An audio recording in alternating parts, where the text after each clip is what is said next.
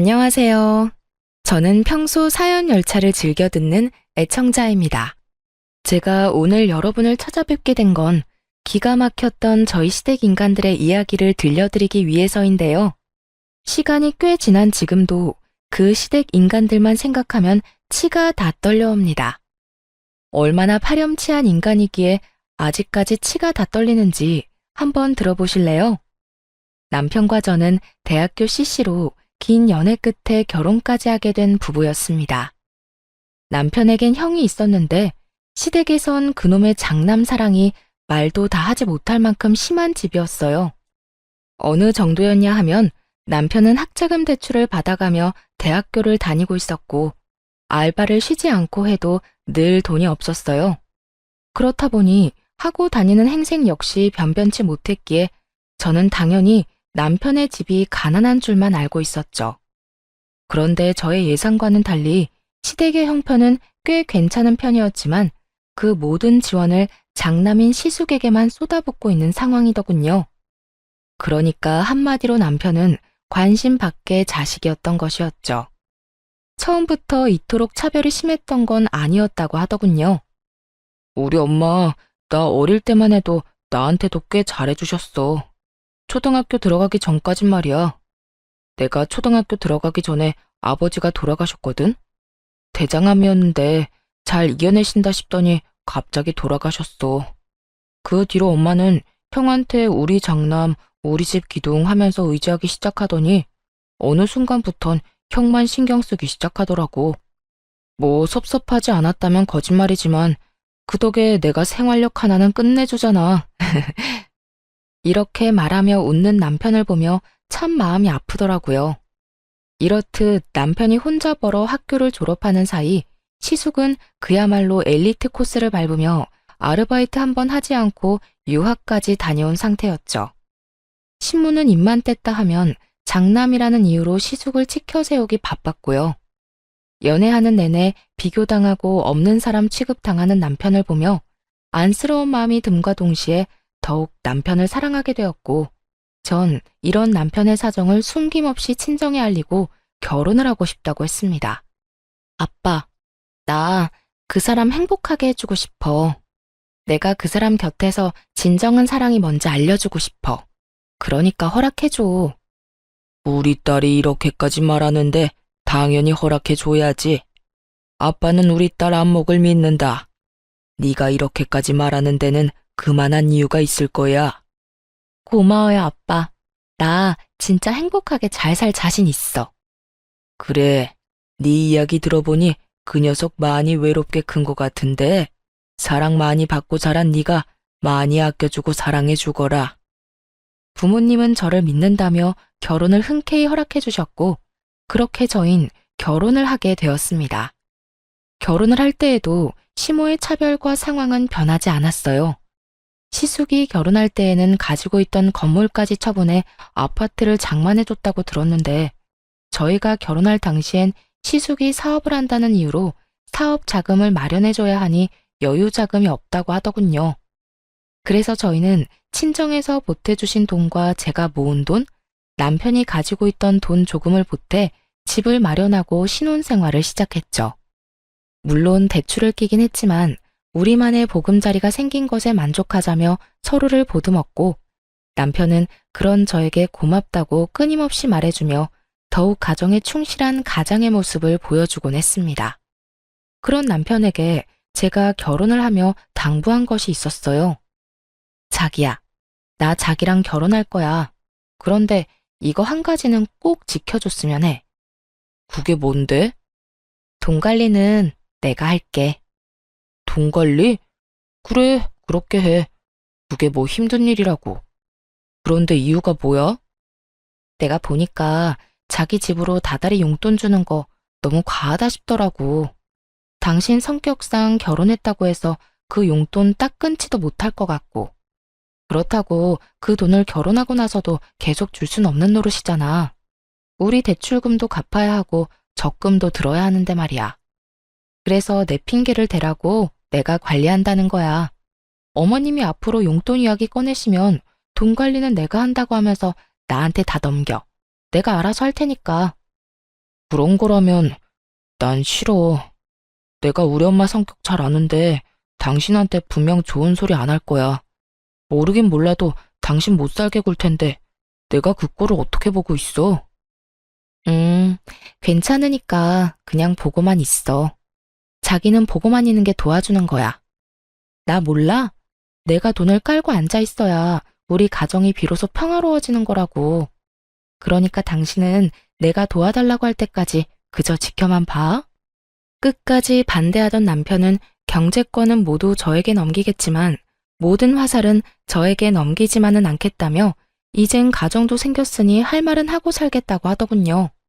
그렇게까지 하겠다는데 제가 뭐라고 하겠어요? 나쁜 짓을 하겠다고 하는 것도 아니고 제가 힘들까봐 직접 나서겠다는데 그저 우리 남편 많이 컸다며 엉덩이 두들겨 주었어요.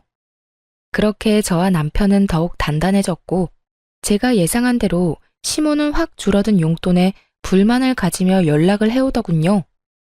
아가, 이번 달 용돈 잘 받았다. 그런데 돈이 좀 모자라더구나. 내가 이때껏 얼마 받았는지 너도 잘 알지 않니? 아무리 장가를 갔다고 한들 이건 금액 차이가 너무 크구나. 난 이걸로 도저히 안 되겠으니 돈 좀 더 보내거라. 어머님, 제가 형님한테 들었는데 형님네도 30만 원 드린다면서요?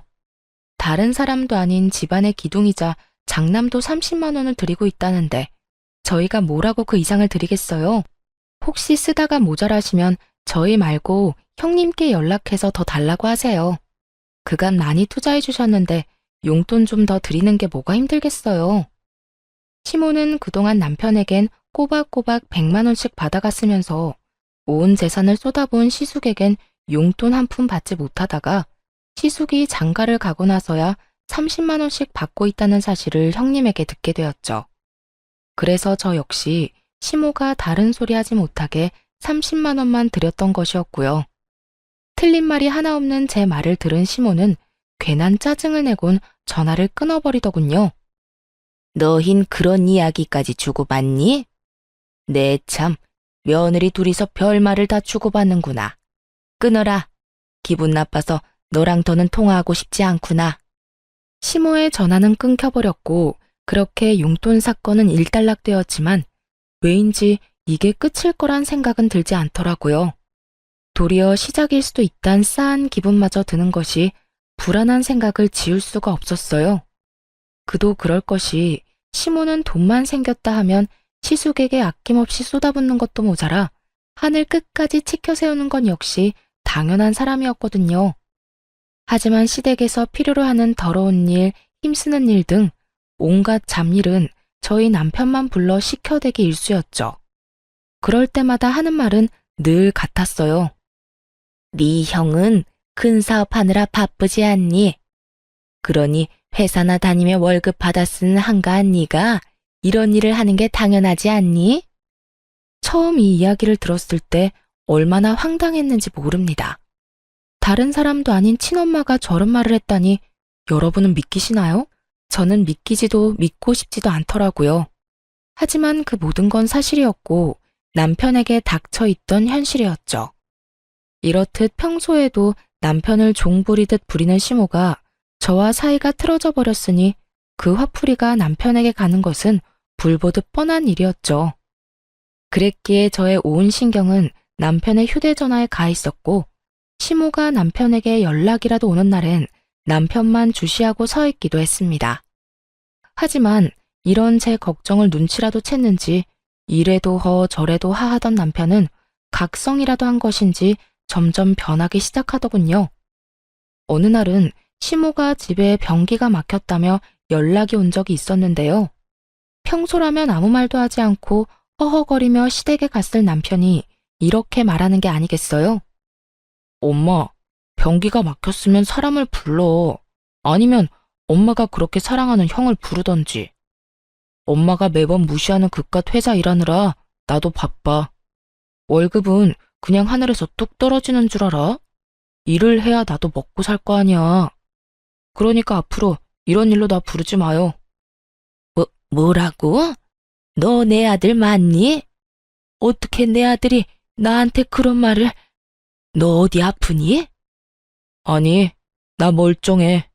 그리고 내가 좀 알아봤는데, 알아보니까 사람 불러서 변기 뚫는 거 얼마 하지도 않더라. 돈 없으면 형한테 달라고 하던가. 그만큼 투자했으면 그 정도는 달라고 할 수 있잖아.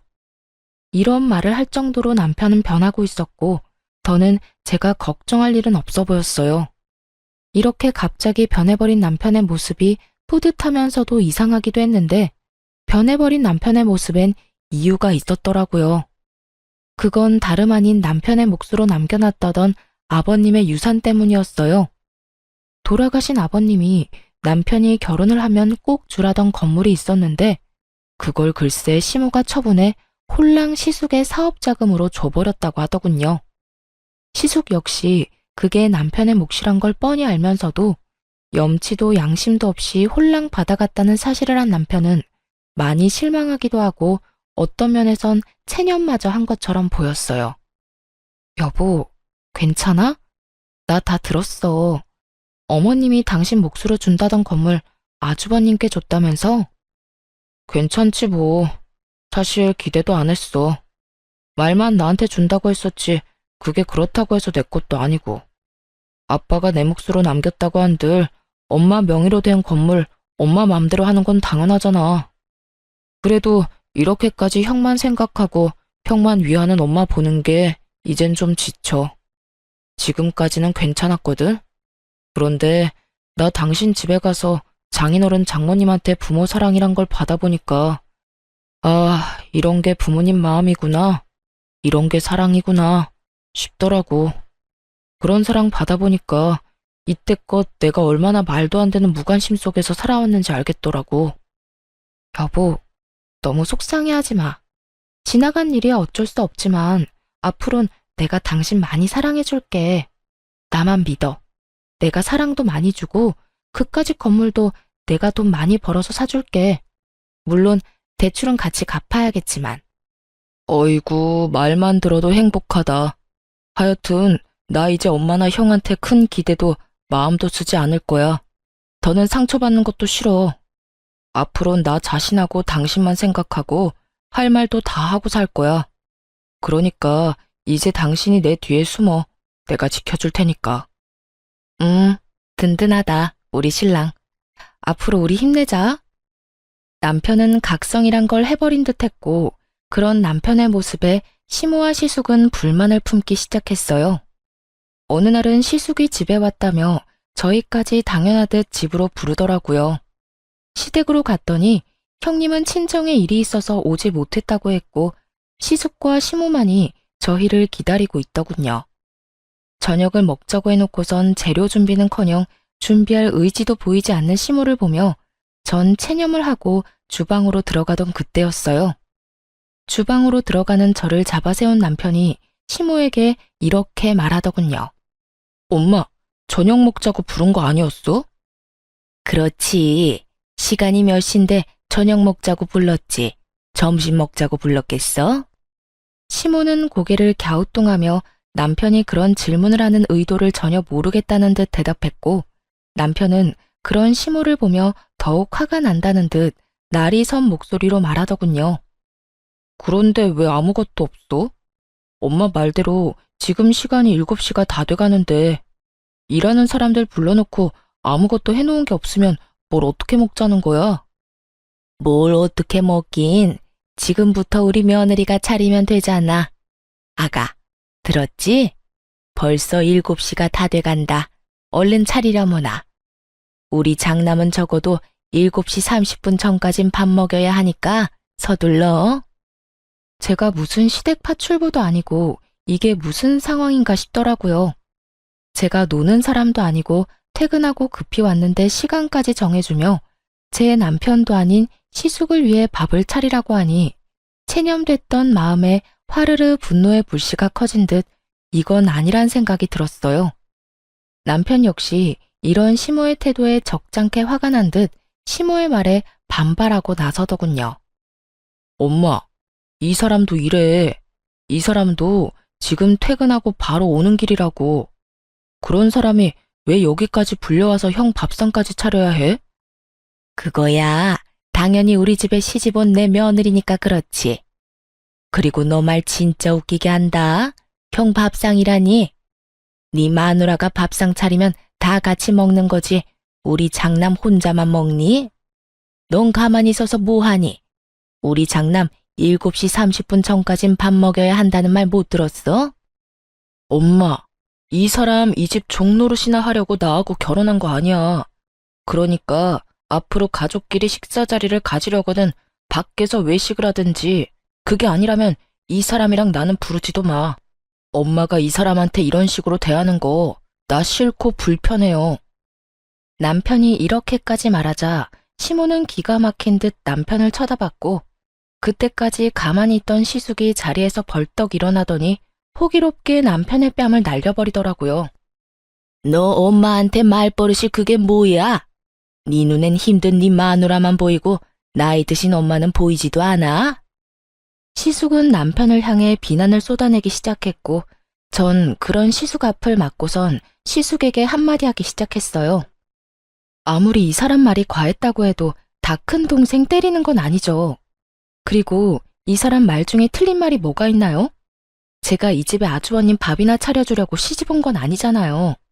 그렇게 밥이 드시고 싶으셨으면 형님을 친정에 보낼 게 아니라 여기다 불러서 밥상을 차리라고 했어야죠. 재수 씨가 낄 자리는 아닌 것 같은데요. 제가 왜 낄 자리가 아닌가요? 방금 아주버님이 때린 사람이 제 남편인 거 잊었어요? 앞으로 제 남편이랑 할 이야기 있다면 저한테 하세요. 제가 이렇게 따지고 들자 시모가 저에게 노발대발 화를 내기 시작하더라고요. 네가 감히 누구한테 소리를 질러? 우리 장남이 보통 장남인 줄 알아? 얘는 우리 집 기둥이야. 네가 감히 소리 지르면서 따지고 들 상대가 아니란 말이야. 장남 기둥, 이런 거 저는 다 모르겠고요. 아주버님이 제 남편을 때렸고 전 제 남편이 맞았으니 가만히 있을 수만은 없어 이렇게 나선 것뿐이에요. 세상 어떤 마누라가 자기 남편 맞고 있는데 가만히 있을 수가 있겠어요. 그리고 어머님, 차별 좀 적당히 하세요. 장남이고 차남이고 둘 다 어머님 아들인데 어떻게 이렇게까지 차별을 하세요? 저는 그야말로 시모에게 쌓였던 말들을 쏟아내버렸고, 그런 제 말을 듣고 있던 남편 역시 한숨을 푹 내쉬더니 시모의 말은 들을 필요도 없다는 듯 이렇게 말하더군요. 여보, 됐어. 나도 이제 지친다. 집에 가자. 엄마, 형, 한동안은 우리 보지 말자.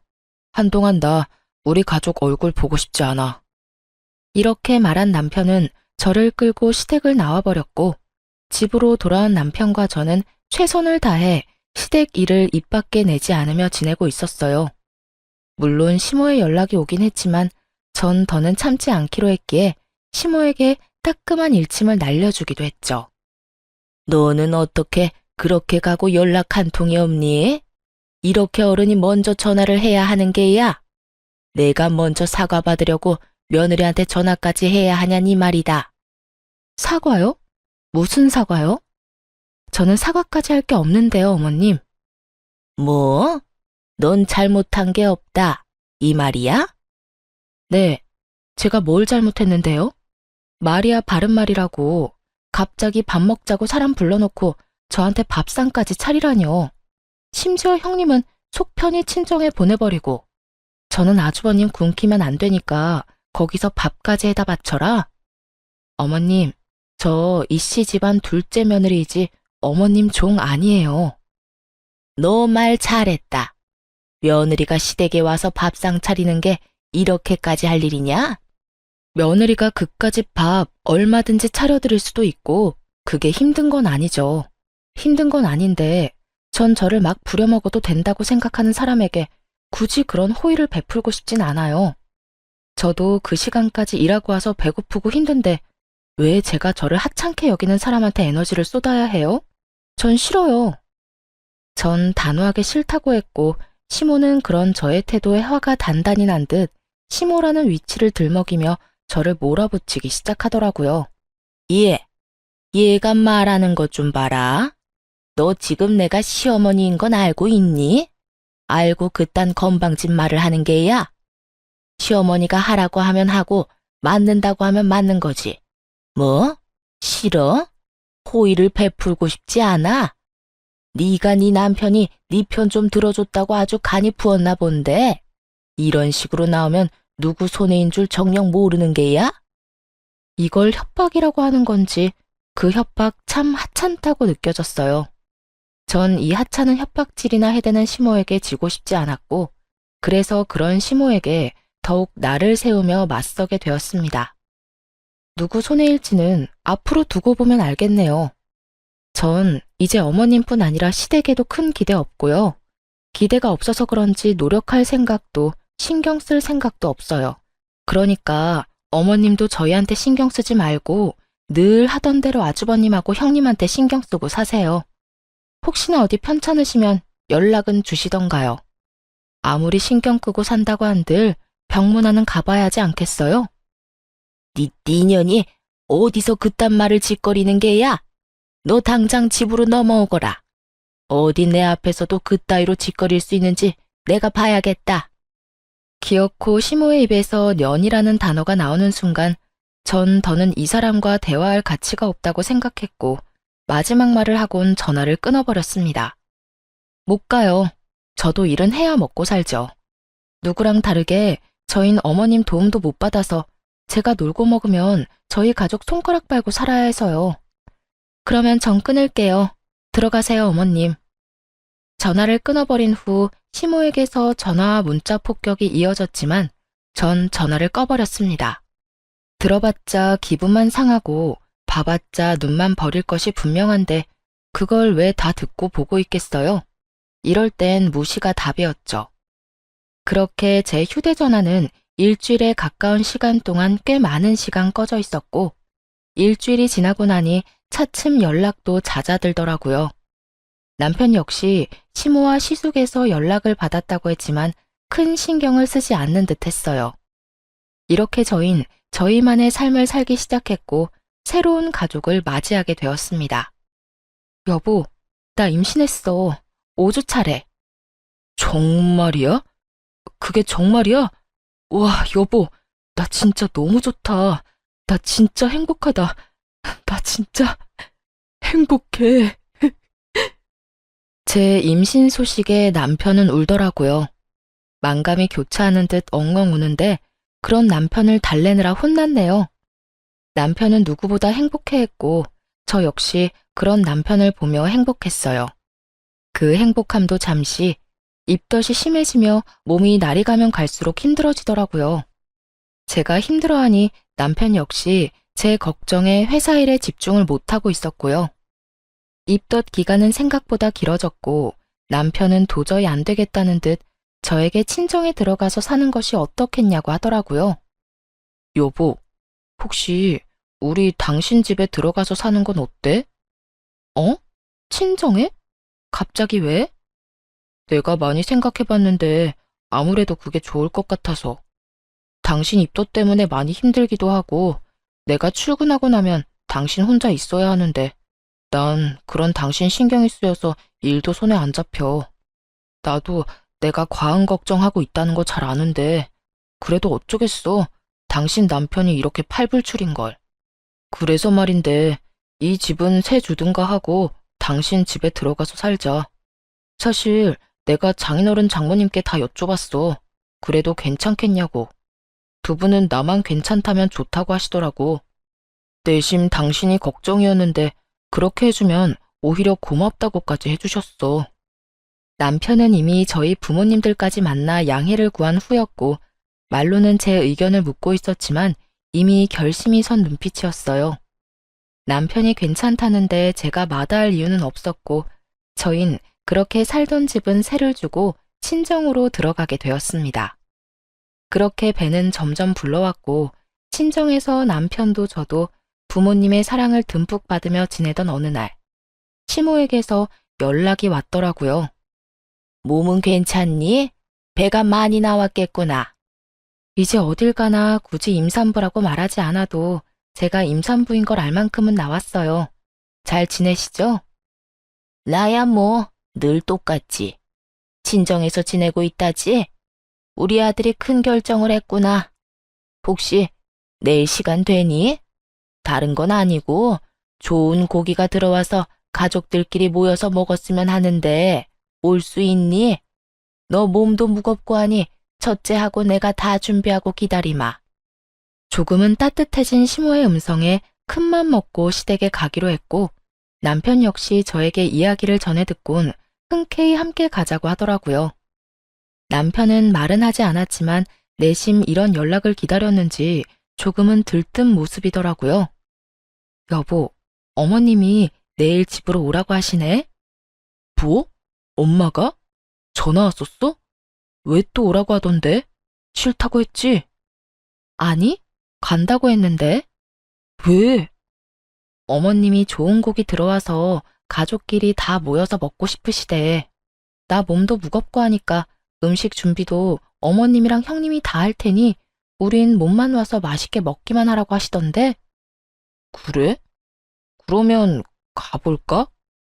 이렇게 말한 남편은 콧노래까지 부르며 온 집을 누비고 다녔고 그 모습을 보는 저 역시 참 행복했어요.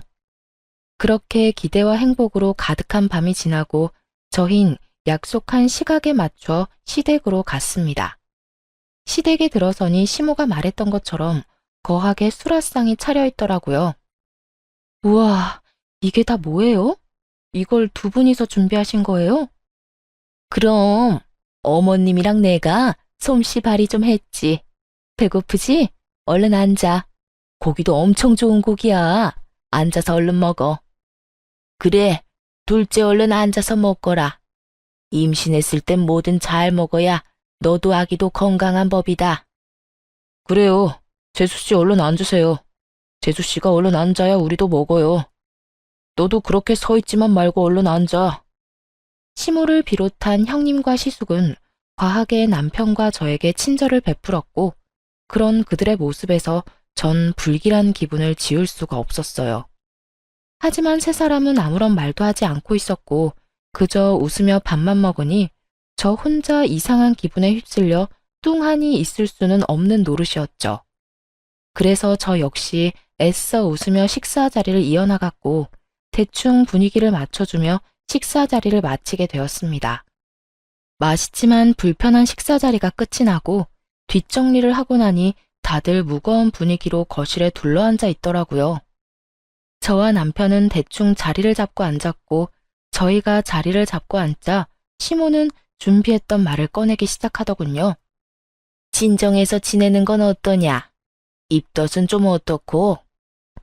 많이 괜찮아졌어요. 저흰 편한데 아무래도 부모님께서 불편하실 수도 있을 것 같아서 어떻게 해야 할지 고민하고 있어요. 고민하긴 뭘 고민하니? 이왕 친정에 들어간 김에 거기서 애 낳고 쭉 살면 서로 좋지. 너 애 낳고 다시 복직할 거 아니냐? 그럴 때 친정에서 지내면 너도 마음 쓸 일 덜고 좋을 텐데 왜 나와 산다는 거야? 이상하더군요. 내 아들 힘들게 처가살이 그만시키고 당장 분가하라고 말하는 것이 정상 아닌가요? 아니, 그렇게까진 하지 않더라도 처가살이를 권하는 시모의 모습은 누가 봐도 이상한 상황이었죠. 그것도 그 이유가 저를 위한다는 것이 더욱 의심스러웠어요. 남편 역시 저와 같은 생각인지 시모에게 캐묻기 시작했어요. 엄마, 솔직히 말해봐. 무슨 일 있어? 무슨 일은? 일이 있을 게 뭐가 있어? 아니야. 엄마 무슨 일이 있어. 그렇지 않고서야 엄마가 이렇게까지 처가살이를 등 떠밀 리가 없잖아. 나 처음 처가에 들어가서 산다고 했을 때 엄마가 무슨 말까지 했는지 기억 안 나? 처가 들어가서 살면 인연 끊는다며? 부모는 하나도 챙기지도 않고 마누라만 챙기고 생각한다고 나보고 등신이라며. 그런 사람이 갑자기 왜 이래? 남편의 말에 시모는 잠시 망설이는가 싶더니 이내 검은 속내를 드러내기 시작했어요. 그래, 기왕 이렇게 된 거 솔직하게 말하마. 너희 집 팔아서 네 형 좀 도와줘라. 무슨 소리 하는 거야? 우리 집 판 돈을 왜 형한테 주라는 거야? 네 형 사업이 요즘 좀 힘들어서 자금이 급하게 필요한데 너도 알다시피 나도 다 처분해서 이리저리 쓰느라 여유 자금이 없구나. 가족 좋다는 게 뭐니? 이럴 때 돕고 살아야지. 그리고 네 형, 우리 집 장남이다. 우리 집에서 장남이 어떤 의미인지 너도 잘 알고 있을 거야. 네 형은 장남이자 우리 집 기둥이야. 기둥이 무너지면 되겠니?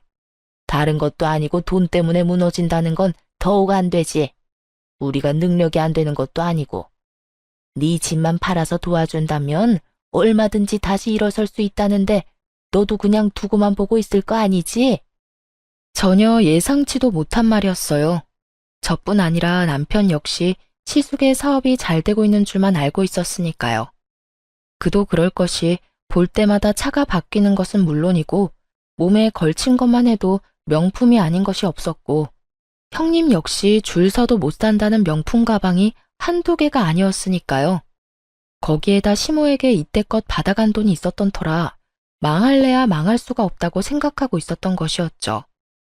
남편 역시 시숙의 소식에 잠시 충격에 빠진 듯 했지만 이내 단호하게 시모에게 거절 의사를 내비치더군요. 두 사람 잘 들어. 그 집, 내 집 아니고 이 사람 집이야. 우리 그 집 마련할 때 내가 모은 돈이 쥐똥만큼도 없어서 처가에서 도와주시고 이 사람이 회사 생활하면서 모은 돈으로 마련한 집이라고. 그런 집을 내가 마음대로 팔 순 없어. 아니, 내 마음대로 팔 수 있다고 한들 그 집을 처분할 일은 절대 없을 뿐더러 집을 처분한다고 해도 형 도울 생각은 추호도 없어. 남편의 단호한 태도에 시모는 남편에게 화를 냈다가 달랬다가를 반복하며 이상 행동을 보이기 시작하더군요. 너 어떻게 그런 말을 할 수가 있어? 어떻게 그런 결단을 내릴 수가 있는 거냐고. 네 형인데 네가 돕는 건 당연한 일 아니니? 에휴, 그러지 말고 아들, 네 형 좀 도와줘. 네 형이 오죽 힘들면 너한테까지 도와달라고 하겠니? 어렵게 꺼낸 말인데 단칼에 거절하지 말고 잘 좀 생각해봐. 100번, 1000번을 생각해도 내 생각은 같으니까 더는 이런 이야기는 꺼내지도 마. 절대 안 돼. 남편은 제가 끼어들 필요도 없을 정도로 꽤나 단호했고 이런 남편의 태도에 시모는 많이 당황한 듯 눈을 동그랗게 뜨고 남편을 보더라고요. 상황이 그렇게 되자 가만히 듣고만 있던 시숙이 나서기 시작하더군요. 그동안 알게 모르게 나한테 섭섭한 점 많았던 거 알고 있어.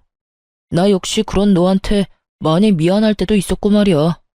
그런데 동생아, 나 역시 힘들었어. 아버지는 갑자기 돌아가시고 엄마는 나한테만 의지하지. 나도 장남이란 무거운 짐을 어깨에 얹고 이 집안 더 잘 되라고 노력하느라 힘들었어. 그러다 보니 네가 힘들다는 거 알면서 신경 쓰지 못하기도 했어. 그러니까 내가 하고 싶은 말은 너만 힘들었던 게 아니었단 말이야. 나 역시 우리 집을 위해 노력하면서 살아왔고 그 노력을 이젠 너도 해야 하지 않겠어? 나만 이 집 아들이 아니잖아. 이 집이 잘 되기 위해선 내 사업이 잘 돼야 하는 건 당연한 일이고 그러기 위해선 네 도움이 필요해. 그러니까 네가 형을 좀 도왔으면 해. 이젠 네가 희생을 좀 하란 말이야. 남편은 시숙의 말이 끝나자마자 헛웃음을 웃어 보이더라고요. 웃는 입과는 달리 눈은 화가 많이 나 보였고 그 화는 입을 통해 흘러나오기 시작했어요. 잔말 말고 돈이나 내놓으란 개소리 참 정성스럽게도 포장한다. 입 안 아파? 힘들긴 힘든가 보네.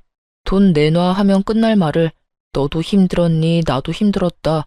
내가 희생한 만큼 너도 희생해라. 이딴 식으로 길게 포장질까지 하는 걸 보면 말이야. 남편의 말이 끝나는 순간 시숙은 남편의 멱살을 잡아버렸고 남편 역시 시숙의 멱살을 잡아버렸습니다. 이 자식이 감히 내 멱살을 잡아? 시숙은 남편이 자신의 멱살까지 잡았다는 사실을 참을 수 없다는 듯 남편의 뺨을 때려버렸고 형이 뭔데 날 때려? 난 손이 없어서 가만히 있는 줄 알아? 이렇게 말한 남편 역시 시숙의 뺨을 때려버리며 그야말로 순식간에 난장판이 되어버렸죠. 시모는 두 사람이 주먹 다짐을 시작해버리자 안간 힘을 쓰며 두 사람을 말리기 시작하더라고요. 그 와중에도 시숙이 맞는 게 싫었는지 남편 팔만 붙잡고 늘어지더라고요. 그렇게 두 사람을 뜯어말린 시모는 자리에 주저앉아 땅을 치며 곡소리를 내기 시작했어요. 아이고, 아이고, 내가 너무 오래 살았지. 내가 너무 오래 살았어. 내가 전생에 무슨 죄를 지었길래 이런 꼴까지 봐야 하는지. 어머님, 무슨 말씀을 그렇게 하세요? 그만 우세요. 이러다 쓰러지시겠어요. 말리지 마라. 이러다 죽으련다. 내가 이 꼴을 보고 더 살아봤자 뭐 하겠니? 차남이 장남 멱살을 잡는 것도 모자라 주먹질까지 하는 꼴을 봤는데 내가 더 살아서 뭐 하겠어? 어머님, 그런 말 하지 마세요. 시모의 곡소리는 계속되었고 시모를 한참 달래던 형님은 저의 어깨를 툭 치며 시비를 걸어오더라고요. 동서, 도대체 서방님을 어떻게 구워 삶았길래 저렇게 사람이 변한 거야? 무슨 말로 어떻게 현혹했길래 어머님, 형 말이라면 군말 안 하고 따르던 사람이 형 멱살 잡는 것도 모자라 주먹 다짐까지 하는 거냐고. 그러는 형님이야말로 도대체 살림을 어떻게 꾸렸길래 그 많던 어머님 재산을 다 뜯어가고도 망하기 직전이라는 소리가 나와요? 하긴 안 봐도 뻔하긴 하네요. 다 망해가서 동생한테 돈이나 구걸하는 이런 상황에서도 그 많은 금반지에 목걸이까지 끼고 명품 가방이나 메고 온 꼴을 보니까 말이에요. 그것만 다 팔아도 살림이 좀 나아질 텐데 그놈의 사치는 어떻게 해도 고쳐지지가 않나 봐요. 저는 받은 만큼 형님에게 돌려주었고 제 말에 머리끝까지 화난 형님이 저의 머리채라도 잡을 태세로 달려들더라고요. 전 그런 형님의 행동에 순간적으로 제 배를 꽉 끌어안고선 그대로 형님을 발로 걷어차버렸어요. 형님은 제 발차기 한 방에 고꾸라져 바닥을 뒹굴고 있었고 이런 난리통에도 시모는 오로지 남편을 향한 원망과 욕을 쏟아내고 있더라고요. 이게 다 너 때문이다. 네가 네 형 도와준다는 말만 했어도 이 난리가 났겠어? 그깟 돈 얼마나 된다고 그걸 못 준다고 해서 이 난리통을 만들어. 이 천하의 나쁜 놈, 이 천하의 불효자. 네 형은 우리 집의 기둥인데 당연히 네가 형을 도와야지. 시모의 말은 발악에 가까웠고 그런 시모의 말을 듣고 있던 남편은 이렇게 말을 하더라고요. 나 엄마가 불러줬다고 할 때 내심 기대했었어. 아무리 나한테는 무관심한 엄마였어도 손주는 내심 기다렸구나. 그래서 오늘 우리한테 늦긴 했지만 수고했다, 기특하다 이런 말 한마디 정도는 하겠구나 하면서 말이야. 그런데 그게 다 내 착각이었네. 진작 축하할 생각 따윈 없었고 그저 나한테까지 돈 뜯어내려고 불렀던 거구나. 돈을 뜯어낸다니. 넌 그게 엄마한테 할 표현이니? 그냥 엄마는 가족끼리 돕자는 거야.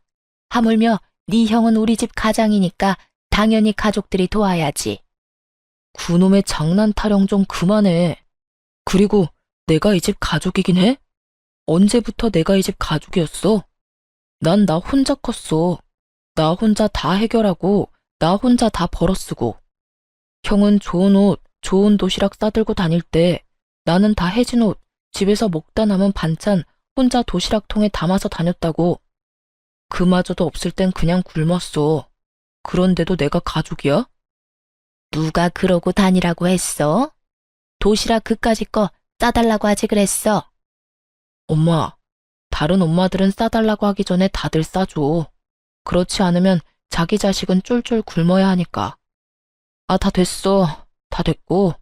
앞으로 저 이 집이랑 무관한 사람으로 살 테니까 다신 연락하지 마세요. 아니, 애초에 없는 사람이다 하고 살아요. 지금까지 그래왔던 것처럼. 제가요, 그래도 마지막으로 엄마를 위해서 한마디만 할게요. 형이 아무리 힘들다고 죽는다고 우는 소리에도 이 집은 넘기지 말고 죽을 때까지 가지고 있으세요. 이 집마저 형한테 넘기면 엄마 오갈 데 없어지는 건 물론이고 한평생 한 번도 해본 적 없는 고생 노후에 다 하게 될 테니까요. 여보, 가자. 저는 남편의 손을 잡고 시댁을 나와버렸고 그 후론 정말 시댁과의 연을 끊고 살았습니다. 한동안 남편의 마음은 뒤숭숭해 보였지만 일정 시간이 지나자 안정을 되찾아가는 듯 했어요. 아니, 도리어 좀 더 밝은 모습을 보이기도 했어요. 그러던 어느 날 잊고 지내던 형님에게서 연락이 오더라고요. 동서, 잘 지냈어? 저야 뭐 잘 지내죠.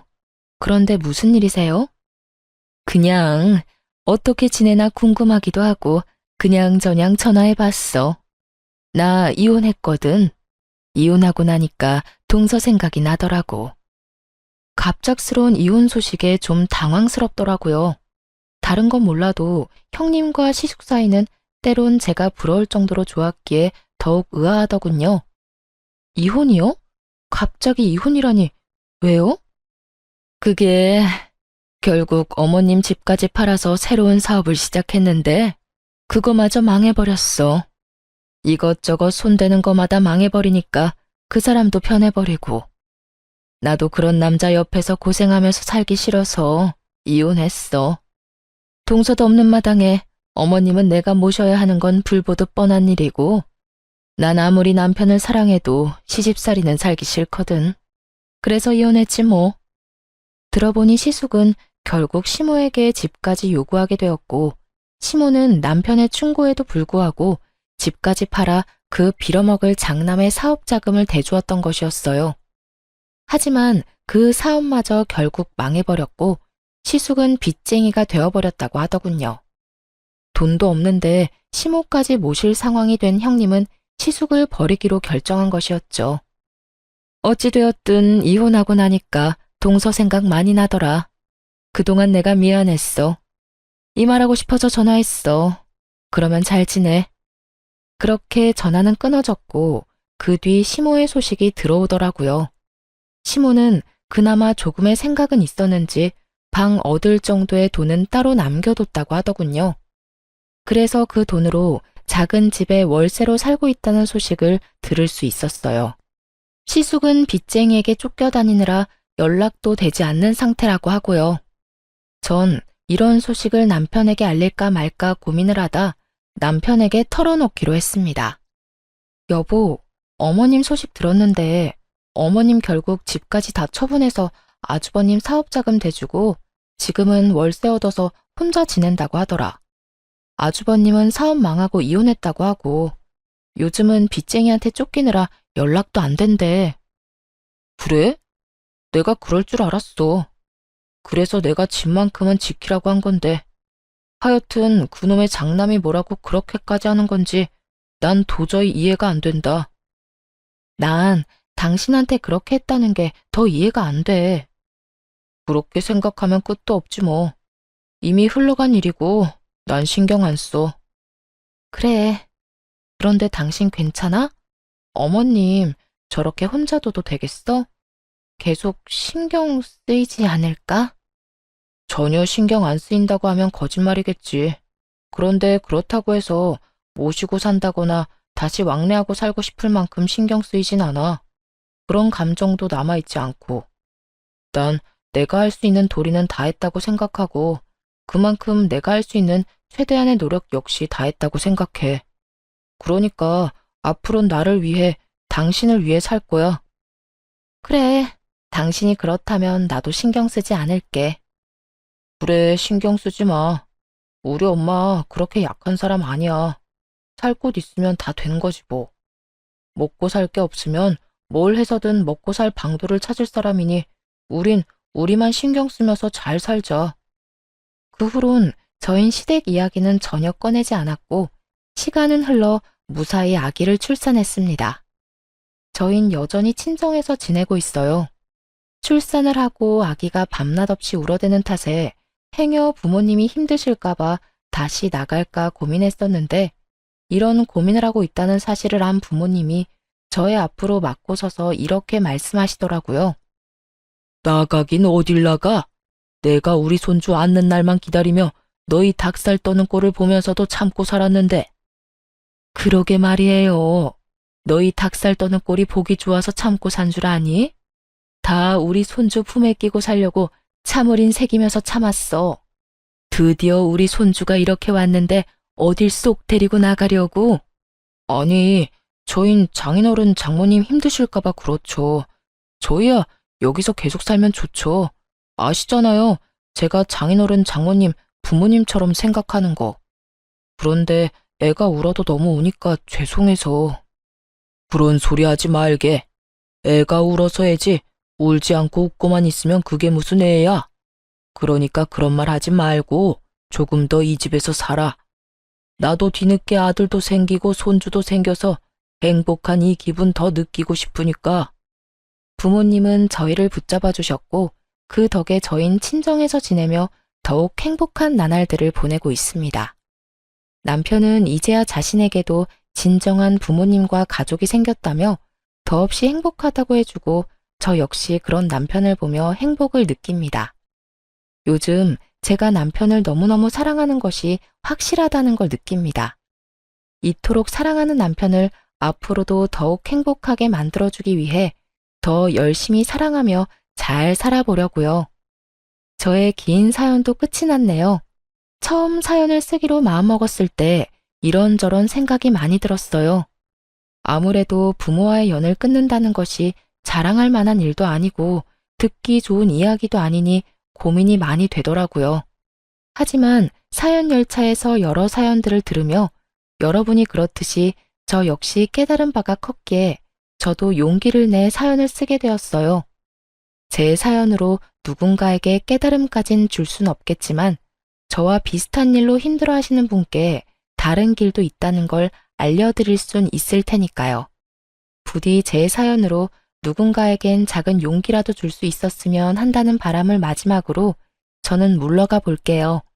저의 긴 사연을 끝까지 들어주신 모든 분들 감사합니다. 모두 행복하세요.